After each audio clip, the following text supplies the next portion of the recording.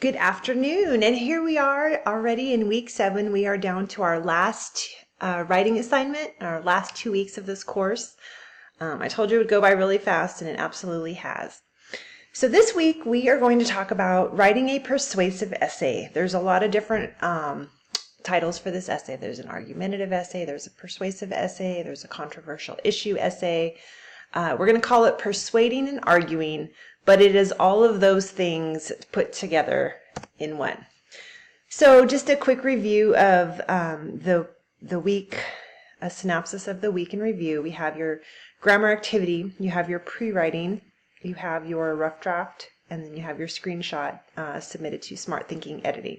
So all of these things are due this week, keeping in routine with our Sunday deadline. So let's get right to it. Let's talk about what is a persuasive essay or an argument essay. So a persuasive essay is something that you feel strongly about. You want to think about a topic that you feel passionate about, okay?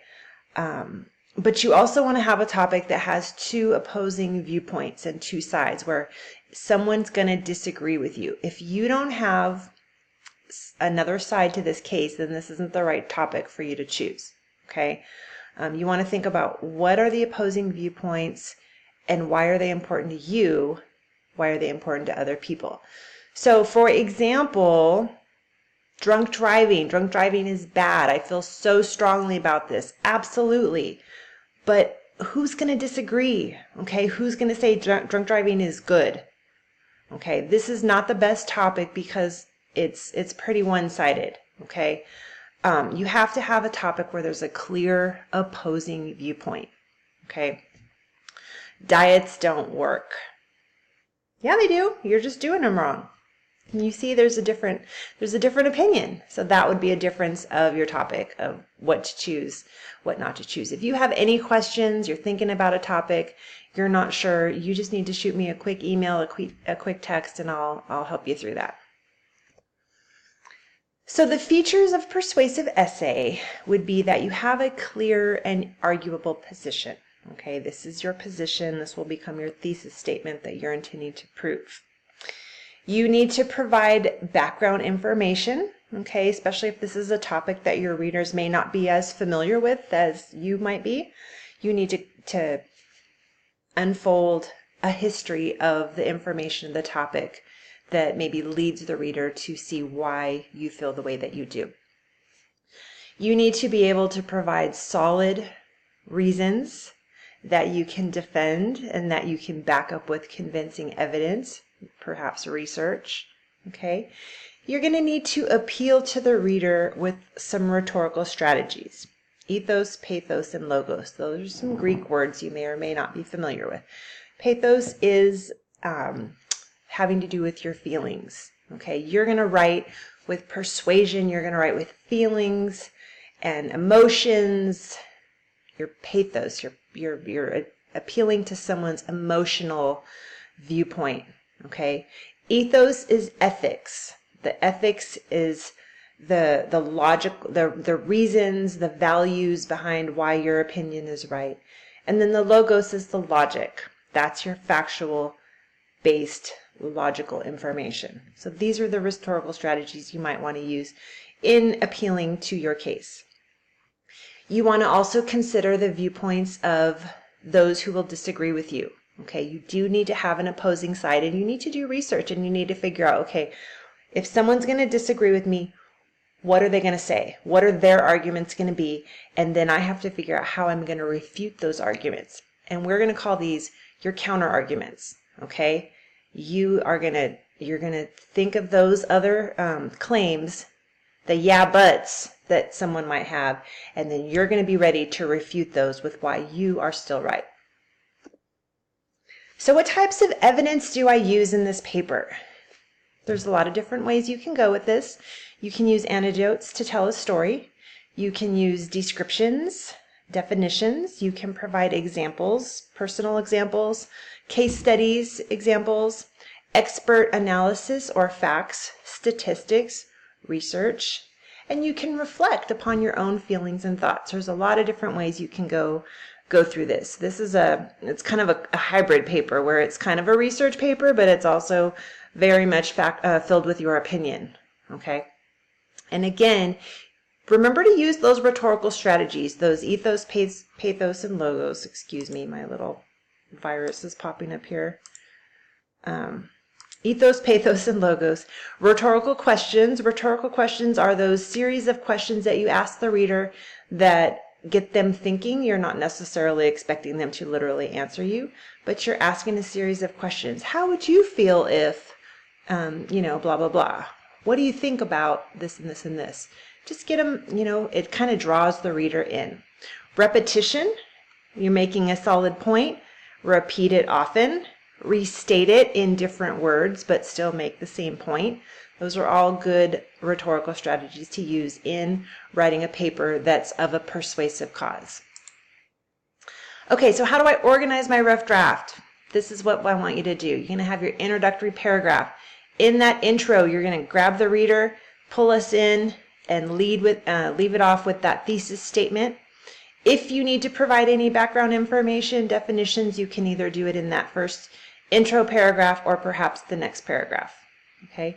The body of your paper, 3 separate paragraphs. Reason number 1, and make sure you use those transition words first of all, or first, and then you finish with your opinion, and then you support that with all of your evidence, your examples, and whatnot. Second main reason, third main reason. So these are all separate paragraphs that make up the body of your paper. Then in the 4th paragraph or so, you are acknowledging the opposing sides. And this is your counter argument where you say, some might feel like blah, blah, blah, but let me tell you why my opinion is still right. Okay, so you acknowledge those opposing viewpoints and then you counter argue them, you refute them. If you wanted to go side by side and put this part side by side inside your body paragraphs, that would be fine too. It would make them longer, but equally, as long as you cover your counter arguments, I don't care if it's its own separate paragraph or if it's woven into the body. And then the last paragraph is your conclusion. Okay, you restate that thesis, you state like what needs to be done. Is there a call to action that the reader must go out and do to help, join your cause? Is there an implication of what's going to happen if they don't? What will this impact society? Like, what's the greater implication of your issue? And that's a good way to conclude your paper. We have a sample persuasive essay in the reading that I'm going to have you take a look at. You're going to have that MLA format, heading, title, last name is your running header, and then the page numbers. So you have your thesis statement here. In America's high schools, students should not be forced to wear uniforms because they take away students' sense of individuality, they do not allow for self-expression, and they absolutely do not save the family any money. So the reader has given you their 3 reasons right here. So I know from these 3 reasons here, that that's going to be body paragraph number 2, number 3, and number 4 that I'm looking for. Okay? Notice you got your topic sentence right here. First of all, and then it goes into the information about why they feel their first reason. You have next as another transition word for the second point, followed by examples. Then finally, which is the last transition word that tells you, the reader, that they're in their last point. And then in conclusion, tells you that they are wrapping it up. Okay, they've covered their counter arguments within each of these body paragraphs, but you are going to just go back over and take a look and see how this lends itself as a good example. Okay, you don't have to have works cited, but if you do use research, you must cite it in this manner. I do want MLA and I want it in the proper format, so if you need help with that, I can definitely help you. Don't forget, MLA is author's last name, alphabetical order, a reverse indent here, so you don't indent on the top line, but the second line you do. Okay. I know I went through that really quickly, but you're going to go back over it in your reading and when you're going through the materials and the learning activities. I'm just kind of highlighting it for you. So what are you going to write about? We've provided many topics for you as kind of food for thought, but definitely go your own way if you feel like you want to.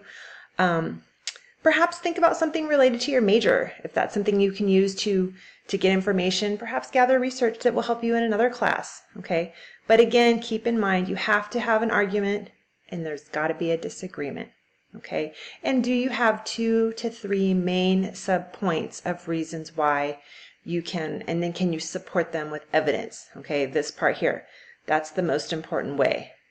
What will I argue? Do I have 3 sub-points, and can I have disagreements? Then you're ready to do your draft. You're going to put it together in an outline as your pre-writing activity this week. And so this is going to just unfold exactly the way your paper needs to flow. Like I told you a few minutes ago, you can either do reason 1, 2, and 3 and then a paragraph with your counter arguments, or you can weave in your if your counter arguments directly relate to your reasons, you can just weave them into those paragraphs. Either way is completely fine with me. Okay. Don't forget in that thesis statement, I know those thesis statements are really tricky, but you want to state your point and then you want to give your 3 reasons why, okay, in that thesis statement. And that is all we have. So I know this might be a bit of a tricky week, but you're going to get through it, and I look forward to helping you every step of the way. God bless.